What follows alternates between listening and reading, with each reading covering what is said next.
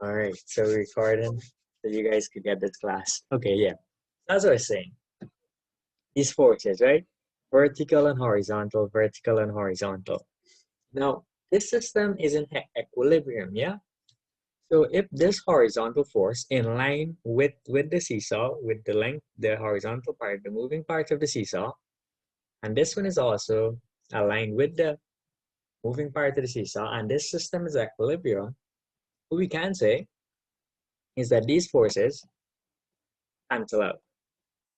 Yeah, they don't matter. They don't matter because the system isn't moving, and they just even each other out. Yeah. If for some reason it was stronger and able to overcome this anchor or able to overcome the forces on this side, then the seesaw would go flying this way, right? But not, but that's not the case. So we don't need to worry about that. Now, back to this horizontal vertical components thing. So let's just get rid of the horizontal ones because we can understand that they don't really affect the system. Yeah. Now, what we're left with are the vertical forces. And we know the vertical forces introduce moments, and in a balanced system, the anti-clockwise ones are equal to the clockwise ones, right? So if we're gonna, reduce these to its components and calculate moments based on them, what we need to calculate are the moments of these perpendicular forces, yeah? Forces that are perpendicular to the seesaw, the components that are perpendicular to the seesaw, and not the entire force, not just this whole force here. So just these two perpendicular parts, yeah? So if this was force A and force B, this here would be force A perpendicular to the seesaw, that symbol. This here would be force B with the component perpendicular to the seesaw.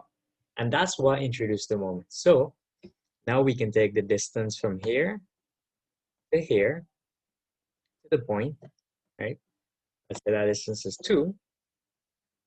Distance from here to the point, right?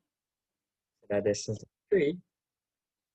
And we can say 3 times B, but the perpendicular component is equal to 2 times A,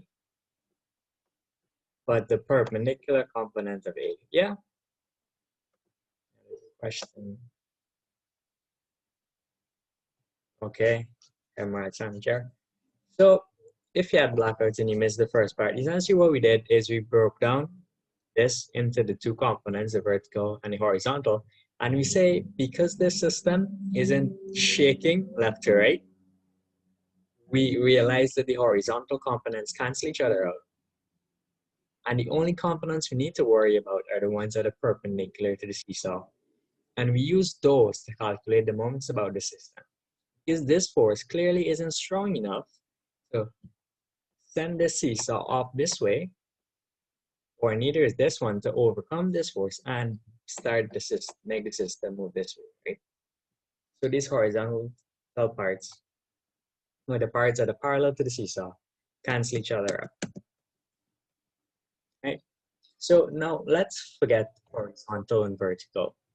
Let's just start thinking about orthogonal components. So let's say we had a force here, right? Coming into something like this, right? This here, resolving it, what we find, change the color of this. This here is some sort of wall or something, a force coming into a wall, or something standing up that's hinged. Yeah, something vertical. And we have a force coming in here, coming into that wall.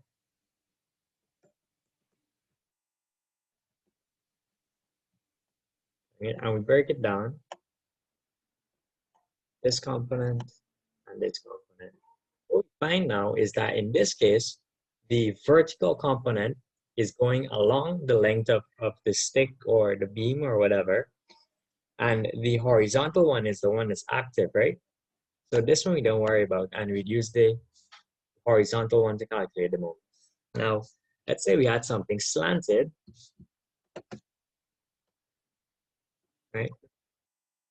We had something coming into it horizontal, right?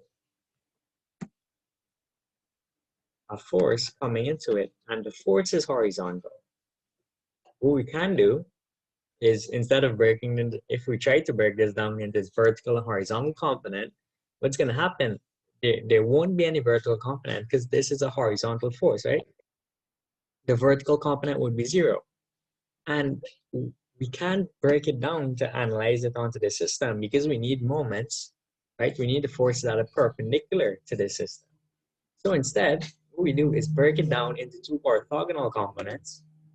Right? Two orthogonal components. One that's parallel to the ladder or to the member,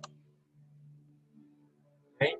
And another that's perpendicular to the ladder or member, right? So now these two might not be exactly vertical or horizontal, but they're orthogonal and they do represent this vector, right? We go from here to there, or if we go straight across, we still end up at the same point, right? It's still a resultant. So even though these two aren't exactly horizontal or vertical, they do represent this vector. And we know that the ones perpendicular to the member are the ones that are going to introduce the moments. Yeah, good. So now let's go look at our ladder question and apply this principle of moments, but level 2, right? Moments level 2. Just a little bit more advanced. Okay, so number 24.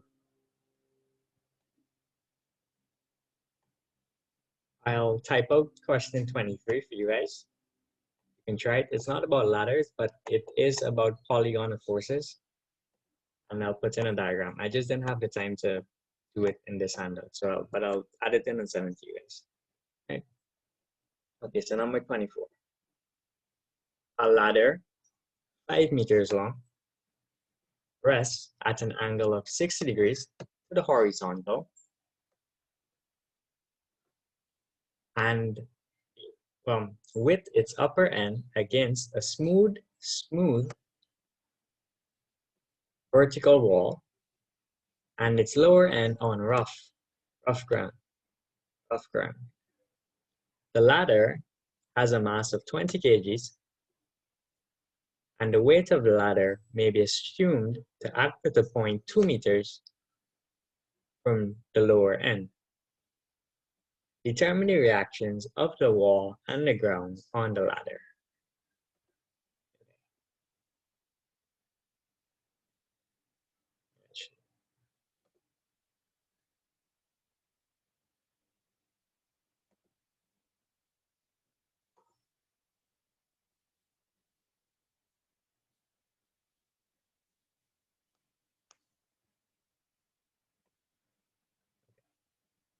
Now, something you should have learned by now, but I don't know whether or not Miss touched on it, it's contact forces. So let's say we had something, right? Some kind of block on a floor.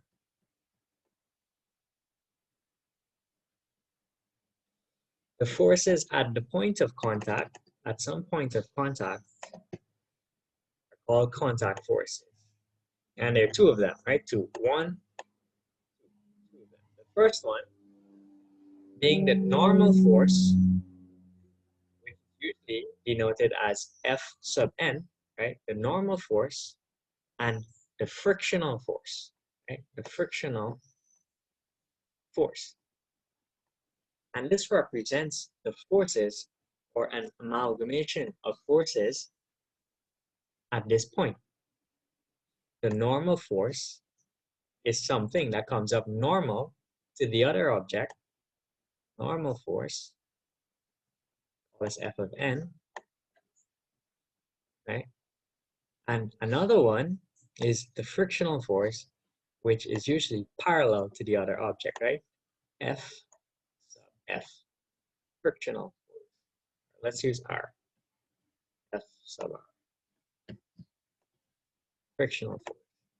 And this here is usually just represented by one force that we could just put something in this direction, right? That would represent the sum of this vertical and this horizontal, right? So a force is something like this. So let's apply that to the diagram. Now, this wall is smooth, yeah? Smooth. So the frictional force, the force that comes about from friction, which you'll learn more about through the semester, is 0, yeah? So if there is no, in this case, horizontal component or no component along the body, no frictional force, then there's only the normal force, yeah? So the force, the contact force at this point here, should be something perpendicular to the wall. Perpendicular to the wall, Fw is equal to Fn, yeah? Plus Fr, but Fr, the frictional force is 0. So angle-wise, it's 90 degree or normal to the wall.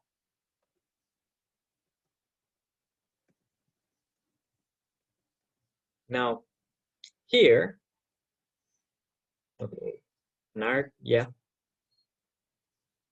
Sir, can you please go over that part again? Okay, so you understand up to here, right? So two forces, Fn, Fr, are the contact forces. They represent the contact force, the force at this point when two objects contact each other, right? One, the normal force, which is perpendicular to the object, right? And the second one, the frictional force, the force as a result of friction, right? Good. So this force here, let's call this C. Let's call it C.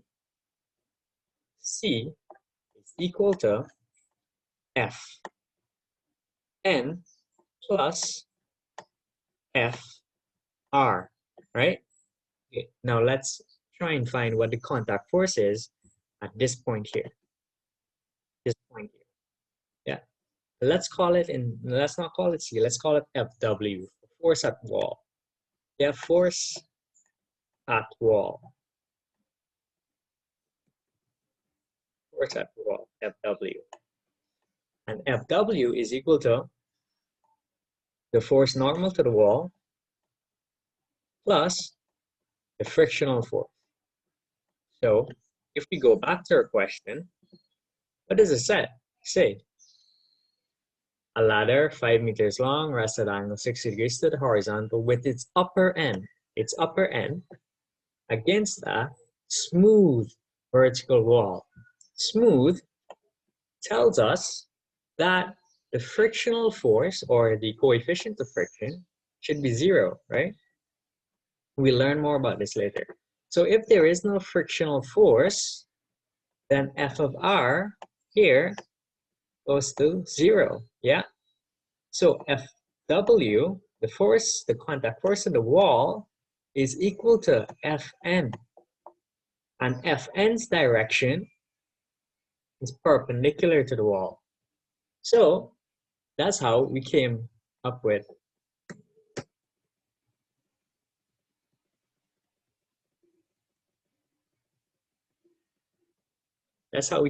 this force, this direction Fw, as being 90 degrees to the wall. The wall is smooth, yeah? Smooth.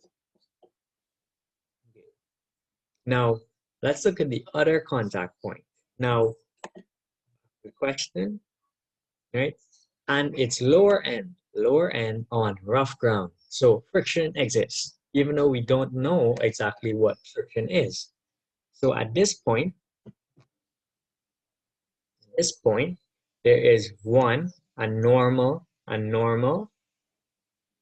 F of n, and some unquantifiable frictional force. So we can guess the direction, and we know since the system is in equilibrium, it should meet at this point here because three forces in equilibrium form a triangle, right? Okay, let's see a question in the chat.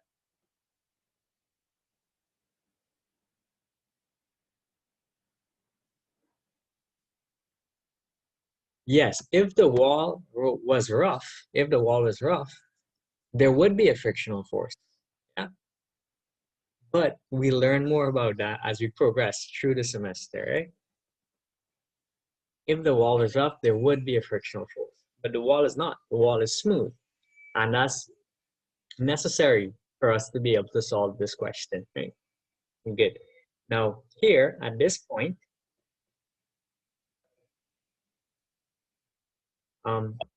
we learn more about frictional forces as the semester goes on, right?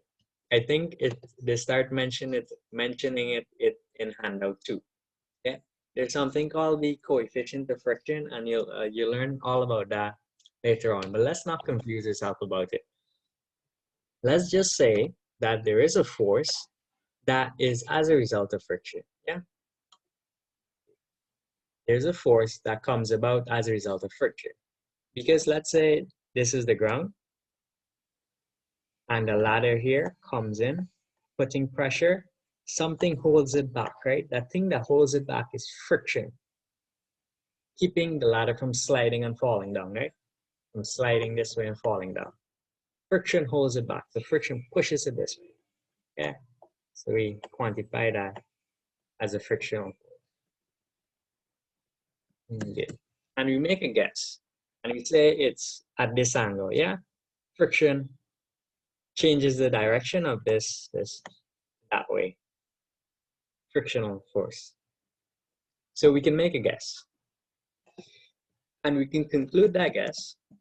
We can make that guess a bit more educated and say that, okay, in this system, there are only three forces in play. The force, the contact force at the wall, the contact force at the ground, and the weight of the ladder that acts at a point 2 meters from the ground, from its lower end, right? So the weight which acts at this point, right? So these three forces that are in equilibrium must form a triangle. We know the direction of W, great. We know that. We know the direction of FW, which is contact force at the wall. So therefore, this must fill in this triangle, right? Close it off. If it didn't close it off, then this system wouldn't be in equilibrium. Agreed?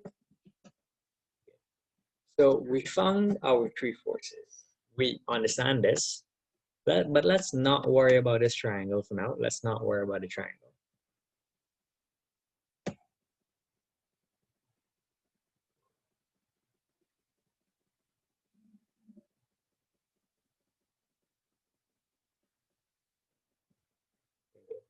Don't worry about this triangle for now. Only three forces. And everyone should know where this weight comes from, yeah? W is equal to the mass of the object times the gravitational constant that we're using. There's three forces. Now, let's say we wanted to take moments about some part of this ladder. What we need, right, are the components that are perpendicular to the ladder. So let's say we had FW here. We want the component that's perpendicular to it. So let's take our moment point as the point at the ground. Yeah. There, that's where we doing our rotation. And break this force down two components, right? We want the perpendicular one, and of course, could put it on the other side as this.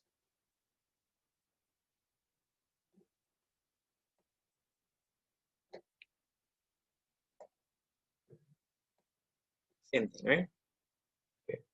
So this force, how do we find that? Well, we've been giving this angle, yeah? They give us this angle as something like 6 degrees. So we know here, also horizontal, normal to the wall is vertical, normal to the wall here is 90 degrees. So this here, this angle here should also be this 60, right? Z angles. Two parallel lines and one bisecting them. Here, here, right? Here, here. Good. So here we know it's 6. So what is this component? What is this component? Well, opposite over hypotenuse. The angle is FW sine of 60, right? Or we could just say this is FW, F at the force at the wall, the perpendicular one, right? Perpendicular to the ladder. Use it perpendicular to the ladder, the perpendicular symbol. Now, W, right? W.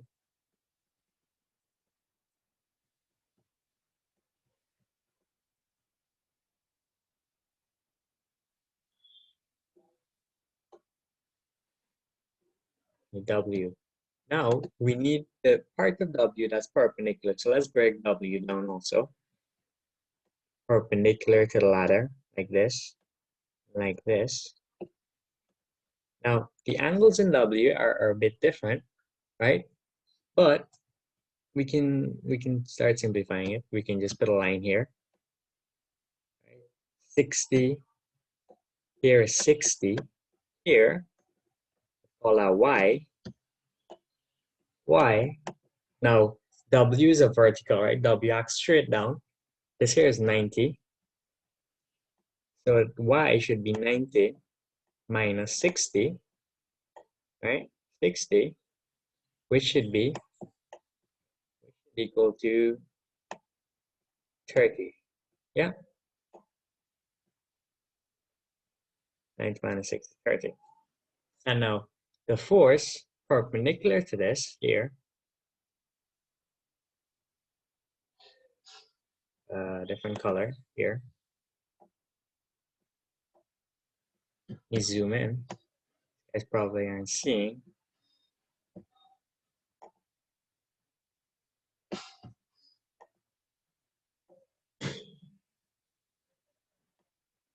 Yeah, we want the one that's perpendicular. We want this one.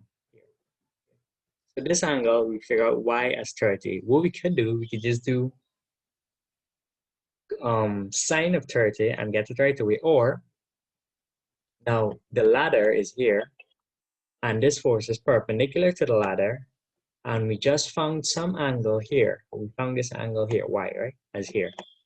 So we know this part here, if Y is 30, this part here should be 60.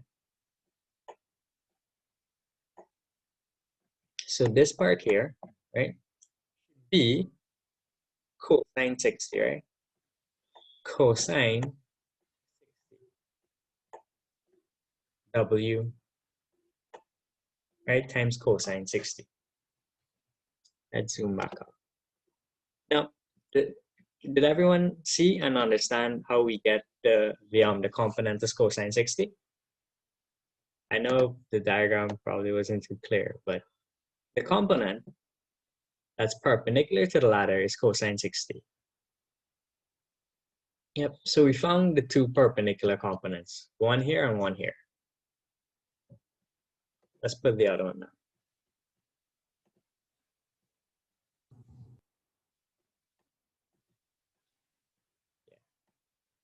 Now the weight, the perpendicular component, the one perpendicular to the ladder, is equal to W cosine of 60. Yeah, good. Now we want the distance from the hinge point, right? Because remember, moments is the force times some distance, right? The force times some distance. Yeah. Something in meters and something in newtons. Force times distance. So we have the forces. What are the distance? Well, the weight acts at a distance of 2 meters.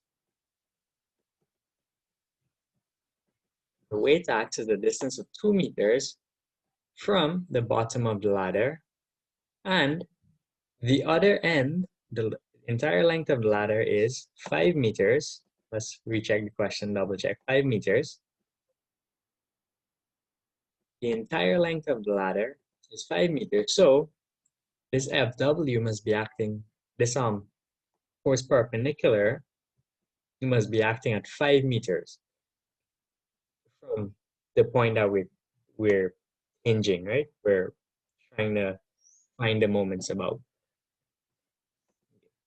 So now let's put that into an equation and try to solve it. Right? Okay. So we find our forces. We first calculate our weight. Now we know the mass is 20 kgs, right? And we know the angle is 60. We create our little diagram, right? We label our forces. Don't worry about this for now. We do 20 kg times 9.81, and we find our value in newtons, which happens to be 196.2 newtons. Great. Then we use the perpendicular components perpendicular to the ladder. So use the principle of moments with components of forces perpendicular to the ladder, taken about the point on the ground. Where's the point on the ground? The point on the ground is here. So we're taking moments about this point, and we know these are the two perpendicular components, which I just explained, times 2 meters, the distance from the hinge point, right? The distance here. This is the component here. The distance here.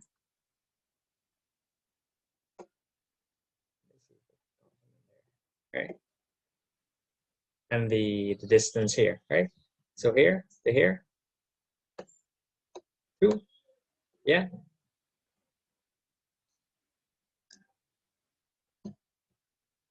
Here to here, 5, right? And we put that in, times 5. Then we solve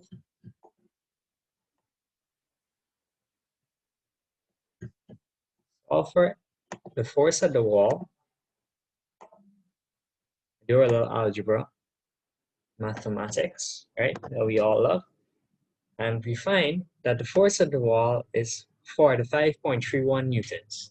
Now, at this point, I need to ask if you guys have any questions.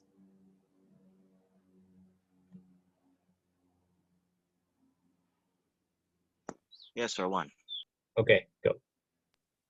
When Miss Teachers taught us this, she told us when taking the moments, Yeah. she gave you like, how to put it, like a way for determine was anti-clockwise and was clockwise, but I see you using a different way here.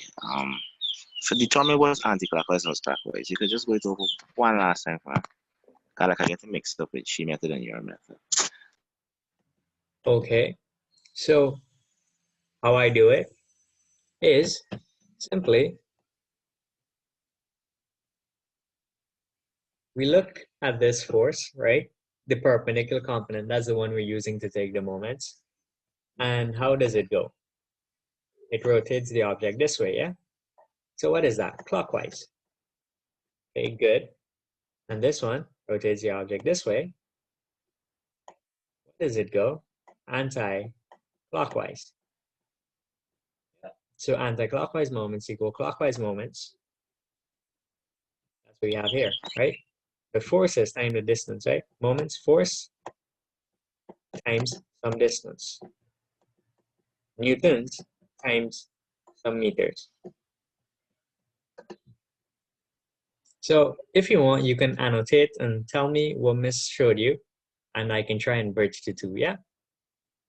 I'm not here to confuse you with my method. No, I understand your method fully well now, sir.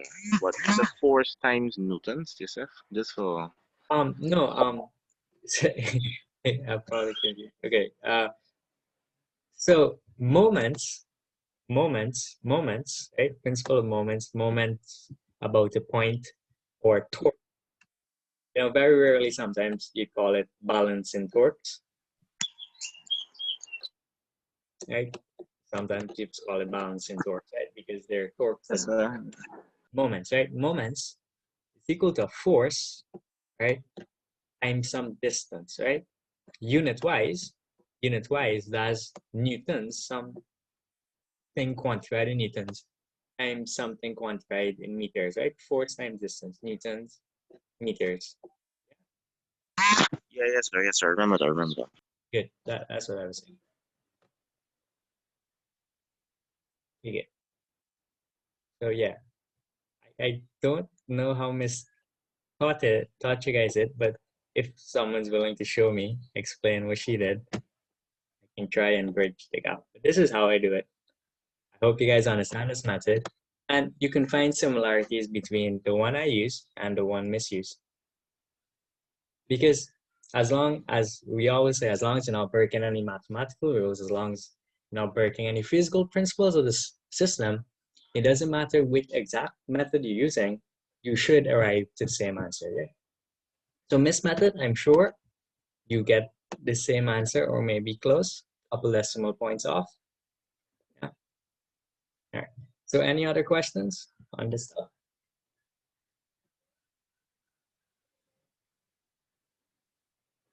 No, it's easy. As long as you get the fundamental understanding, right? It's just going to be very speedy. You're just going to look at it and the next question, you're just going to be, okay, the component here is already, we done know this is 60, this is cosine, whatever. We done know this is as 60, so this is sine, whatever, right? You're already ready. Good. So we found FW. Great. And remember, this is FW as a component. So when we carry over and we divide by 6, we find FW, right?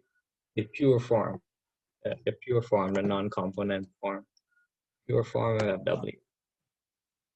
Now, remember I told you to forget about the triangle. Now I want you to remember the triangle, right? Remember the triangle because now we're capable of solving it. Before, we didn't know this angle, right? This here is here, this here is here. So this angle is not 60, right? Not 60. You think that, you know, realize you're wrong. Not 60. This angle is some theta that we don't know. So before, even though we had W, we had these two unknowns and there wasn't much we could do with this triangle. But now we've solved for FW. We can use it to find FG.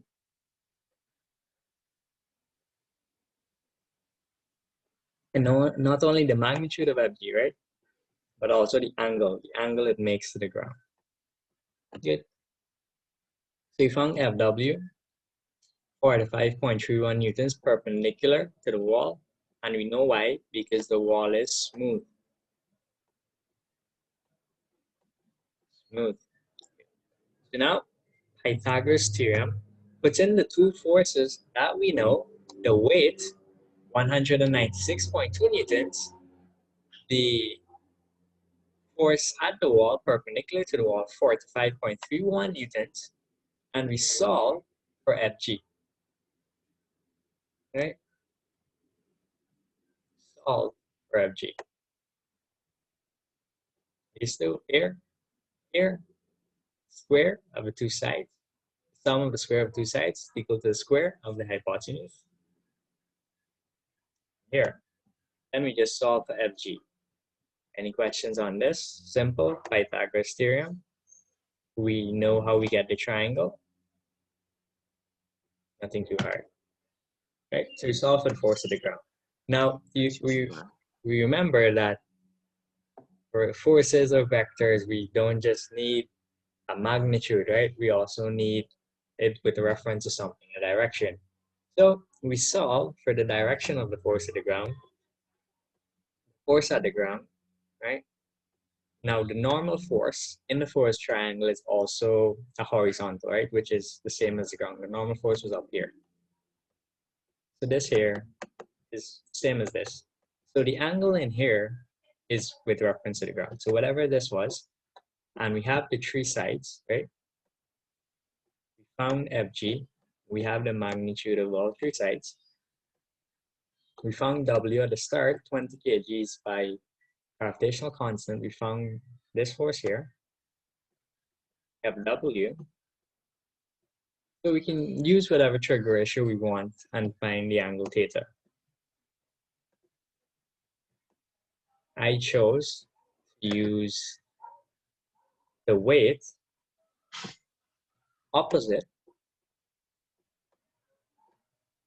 over the adjacent, which is the force at the wall,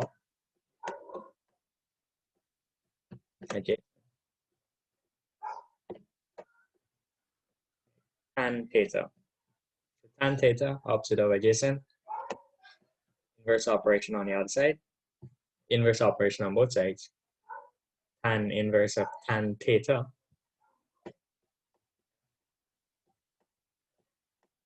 tan inverse, tan theta is equal to this here, just breaks down to theta. And on the other side, we end up with tan inverse minus 1 W over FW. Right?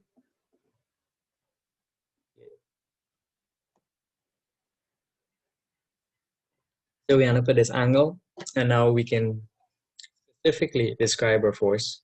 We can put in the magnitude we found, 101, and say that the force at the ground is 201, sorry.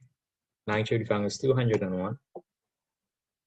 The force at the ground is 201 newtons at 77 degrees to the ground, right? This approximately 77 degrees. Any questions overall about this stuff? So one question, sir. If you could just go back to the question itself. Go back up to the question. The three questions. Yes, sir. So when they said determine the reactions of the wall and of the ground on the ladder, Yeah. so what it basically asking for is all for the answer for this sum entirely gonna be the reactions both at FW and at the 2 meter point, also at the FG. They're gonna be completing the sum. What the sum asks for is the reactions of the wall and of the ground, right? So essentially what they want is these two. They want FW and FG. If you could solve this problem without finding W, you will get full marks, right? Okay, yeah, that's why. Okay, sir. It's just that W was necessary to solve this question. But if you could solve without W, then do it. Yeah? Yes, sir. Yeah, so you don't need this part, right? You can just break this up into doing something like 20 times 9.81. Yeah, percentage. So this part is not really necessary. Yeah. That steps if you want, just don't skip too much and just write down the answer, because then I'll wonder where did this answer come from. Right? Sir. Yeah. Sir, you said that the force on the wall is 0 because the wall is smooth, right? The frictional force, yeah. Frictional force. Sir, is there a mathematical proof to show that it's 0? Yeah, yeah. Well, as long as you accept the principle that there are two contact forces, yeah. Sir, go that over. As long as you accept that there are two contact forces. Let me just open up a new thing here. Okay, so let's say there's something. Let's use something like this. that you put your finger on a desk. Put your finger on a desk, right? Now, when you put your finger on a desk, there are two contact forces. Physically, that's just principle. It's a thing. It's like, you know how Mrs. teach gospel the morning every class? It's just the Bible. It's in the physics Bible, right? In the physics Bible, that there are two contact forces. One, the normal, and the frictional force. If you maybe got a physics friend or somebody, or you could do some research on it, look into it, and learn about it more. But for simplicity purposes, let's just accept as gospel that there are two forces, right? 1, 2. The normal here and the frictional force. Frictional force. Now, and that kind of makes sense, yeah? Because you're pushing your finger down this way, right? So it makes sense that the table would want to react in that same direction, yeah? So that's where we find that f of n, f of r, because friction offers some push, right? If you try and slide your finger across the table, there's some push. Yeah, friction slows it down. Friction opposes it, right? Opposes you trying to slide your finger. So as you push down this way, table says equal and opposite reactions, laws of nature, which is back this way, right? And we can see that this force simply, if we were to break it down component-wise, is broken down into two things, into two parts. The one normal to the table, right? The one normal to the table, and the one that's as a result of friction. Yeah, as a result of friction. So when this person tries and slide the finger, friction is going to push back, yeah, push back. So now, let's reduce the frictional force in half. Let's draw these diagrams scale now. Okay, square going. Square, little line.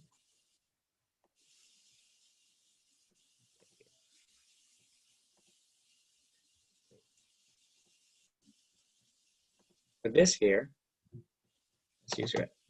This one here. This is the reaction, right? This is the reaction. When you push your finger down, this is the reaction. And that reaction broken down, right? F of n and F of r. Okay. Now, let's say for some reason, the friction on this table, let's say we take some sandpaper and we sand it, right? So the friction on this table is reduced. So the new force, since the friction on the table is reduced, let's say we cut it down by half, the new force is going to be like this, isn't it? Going to be like this, yeah? Because here is F of R, F of R now, right? Shorter now. And same thing on the bottom, yeah? F of R. And we find that if we reduce friction even more, right?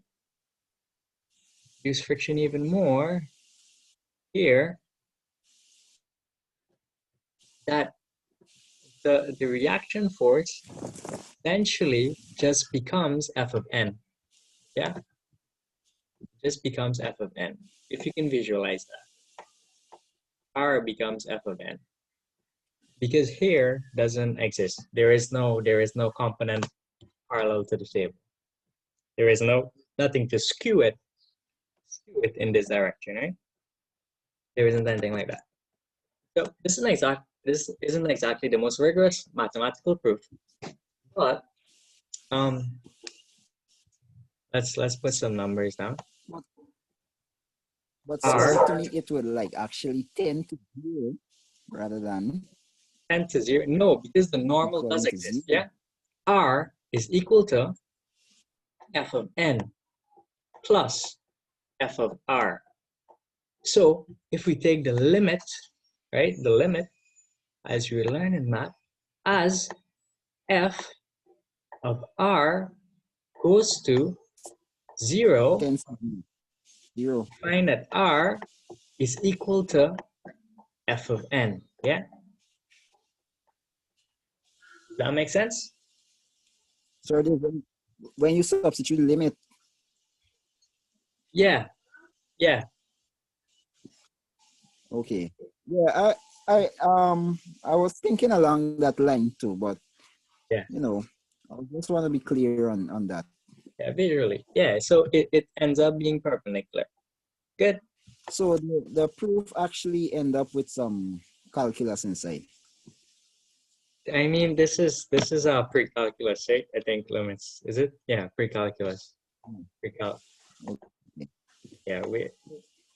That's all. Yeah. But I'm going to look into it more. Yeah. I mean, I guess the parts that isn't as intuitive is why only two forces come about. But you can read up on this and convince yourself.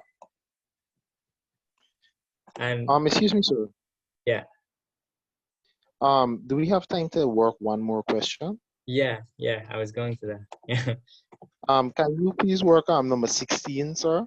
I know it's a little back, but I've been getting a little problem with it. I was trying to practice it by myself. Did I send it in a handout? Number 16. Pardon me, sir? Did I send number 16 in a handout? Yes. Number 16 in hand. The same MEC handout. Which one? Triangular forces. Two?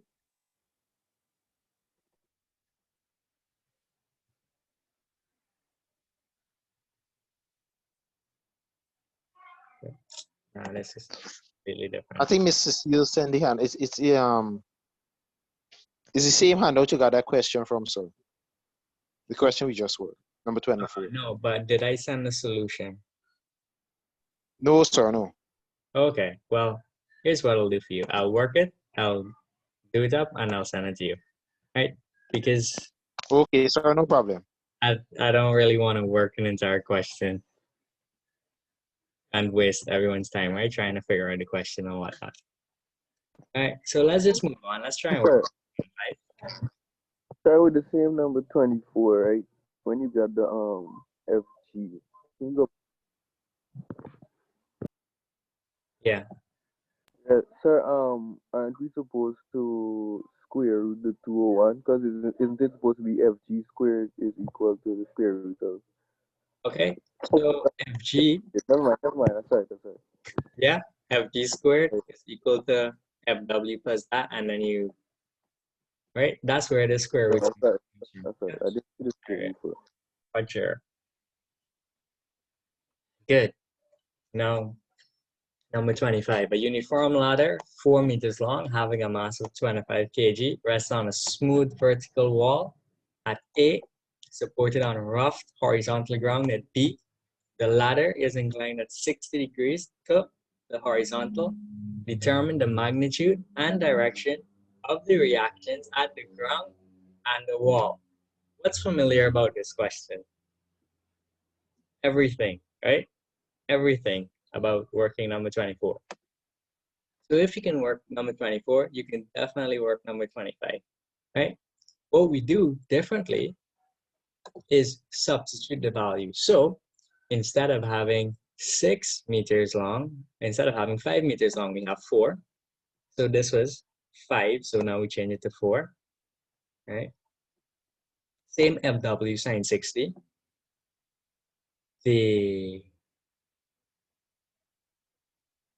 Okay, so the mass, since it didn't tell us, right? We're gonna find the center of gravity,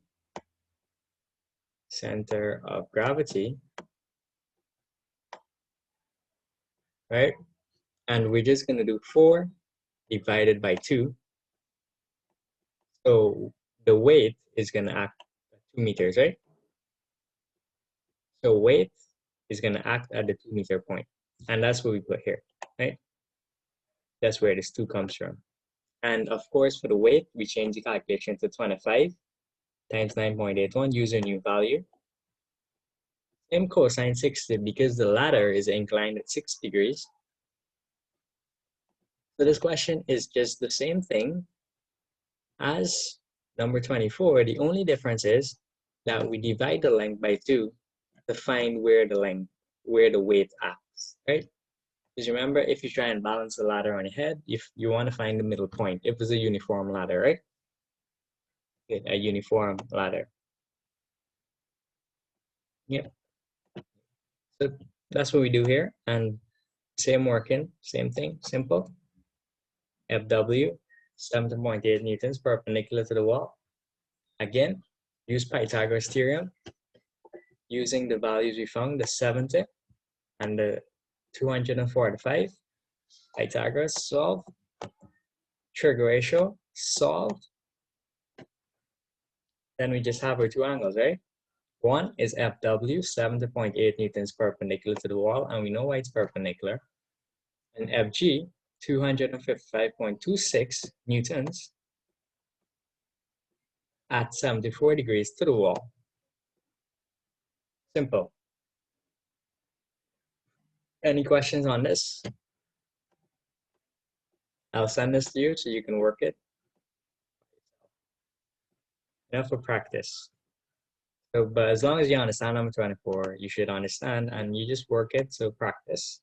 And when it comes in the test, you can do it really quickly. Yeah? Yes, sir. So this question could be coming Friday in the test. This question? If Yes, it sir. could come? No, I think 26 is going to come in the test.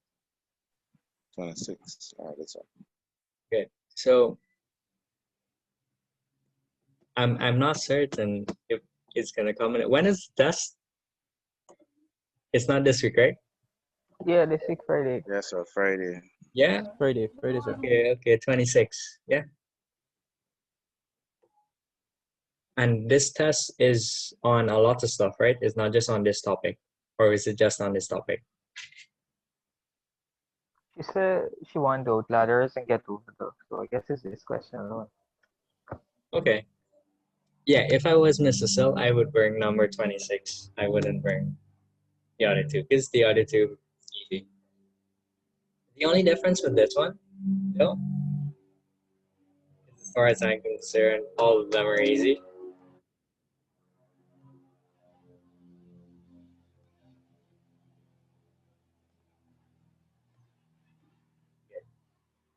Number 26. A ladder having a mass of 30 kgs and a length of 6 meters. Now, this ladder isn't uniform, right? They just say a ladder. So they gotta tell us where the weight for this ladder acting, right? What's the center of gravity? A ladder having a mass of 30 kgs and a length of 6 meters rests against a smooth vertical wall. The foot of the ladder stands on level ground 2.5 meters away from the foot of the wall. 2.5 meters away from the foot of the wall. If the whole weight of the ladder is assumed to act vertically downwards from a point 1/3 of its length from the end on the ground, determine the magnitude and direction of the reaction between the ladder and the wall and the ladder and the ground, right? So let's figure out gravity. Let's figure out the weight one time. So there's your ladder. The ladder stands on level ground 2.5 meters from the wall. So this length here is 2.5. Okay. The weight. The whole weight of the ladder is assumed to act vertically downwards from 0.1/3 of the length from the end on the ground. So the length of the ladder, 6 meters. 1/3 of that, 1/3 of 6, right? 6 divided by 3, that is 2 meters. So the weight of the ladder acts 2 meters from here, right? So 2 meters. Weight of the ladder acts. vertically downwards here. So here,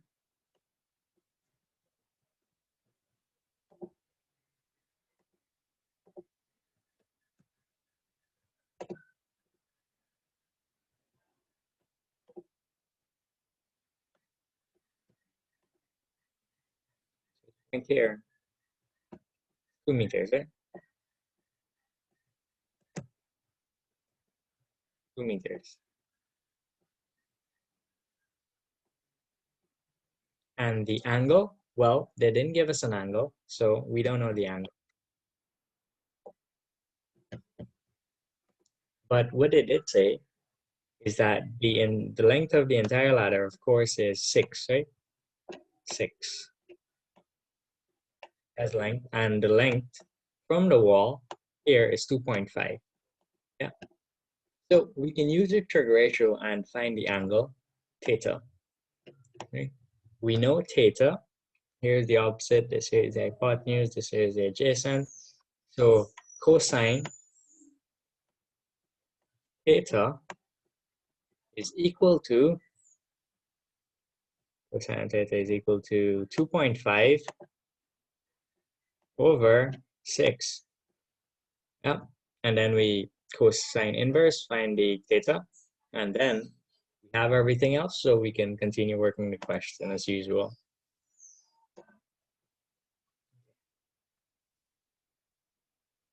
Right, 6 meters, 2.5, we want to find theta. Theta is equal to cosine inverse of this, right? Cosine inverse of 2.5 over 6 it give you 65.376 degrees. 5.4. 65 point. Now, the weight was given in the question, 30 kgs.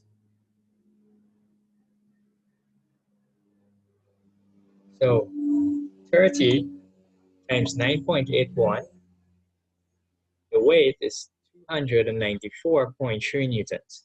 Yeah, good. Now, same thing as usual. Use the principle of moments with components of forces perpendicular to the ladder, taken about the point on the ground. Distance of this from the ground, 6 meters. We replace the 6 to this time with 65.376, right? So different, but this here is the same. Because we already established the way these angles work and how these components resolve, right? So we just do this. And then the other part, where does the weight act? The weight acts as a point 1/3 the length from the ground. So 2 meters from the ground. Yeah. That's where this 2 comes from. Remember, in all the questions, this 2 is different, right? The first one, they gave us as 2. The second one, the center of gravity was 2. And now in this one, 1/3 the distance from the bottom is 2. So if you're trying to just create a little quick method, cram this question, remember that this 2 is independent, right? In all 3 questions, it's just not a constant. This 2 is a variable that we change. And then the weight times cosine of the same angle. We've already established this. And then we solve for FW as being 44.96 newtons perpendicular to the wall. Continuing on, Pythagoras theorem, solve for FG. Solve FG as 297.71 newtons. However, we don't know what direction FG goes, so we need to find the angle. Solving for the direction of the force at the ground, FG, using the other 2, any 2, and the trig ratio, I chose tan theta. Tan theta is equal to 294.3 divided by 44.96. Solving for theta, we find that theta is equal to 81.31 degrees. Therefore, we can say that the force at the ground, Fg, is equal to 298 newtons at 81 degrees to the ground. Okay, and that's it. Question solved.